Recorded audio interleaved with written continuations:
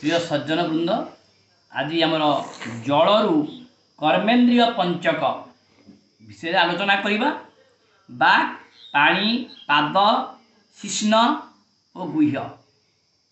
बाघ द्वारा कथा कह जाए। यार देवता होती अग्नि। द्वितीय पानी पानी अर्थ हाथ हस्त द्वारा देवा नेबा कार्य करा जाए। यार देवता होती इंद्र। पाद गमनागमन यार कार्य। यार देवता उपेन्द्र। शिश्न शिश्न अर्थ लिंग। लिंग द्वारा मूत्र त्याग और काम भोग हुए। यार देवता प्रजापति।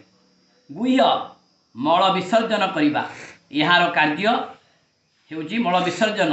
यार देवता जम अटंती। ये है जलरू कर्मेन्द्रियर सृष्टि।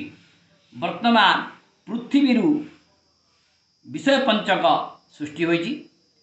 पृथ्वीर शब्द स्पर्श रूप रस गंध ये पांच जिनस पृथ्वी बाहर। शब्द अर्थ शुणा, स्पर्श अर्थ छुईवा, रूप अर्थ देखा, रस अर्थ आस्वादन करवा, गंध अर्थ शुंघा। यही विषय पंचकरे जीव आसक्त होई दुख बंधन रे पड़ी थाए।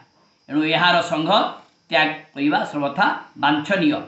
शब्दरे आसक्त होई हरिण मरे।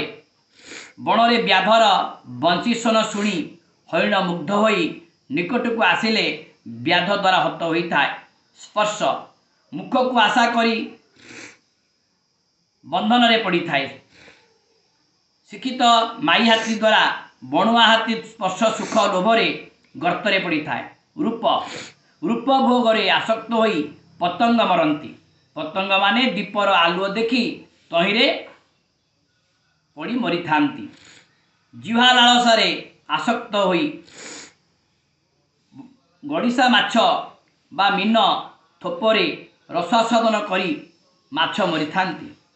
पद्म फूलर सुगंधरे मोहित होई भंवर ता मध्यरे बंधन रे पड़ी मरी थाए।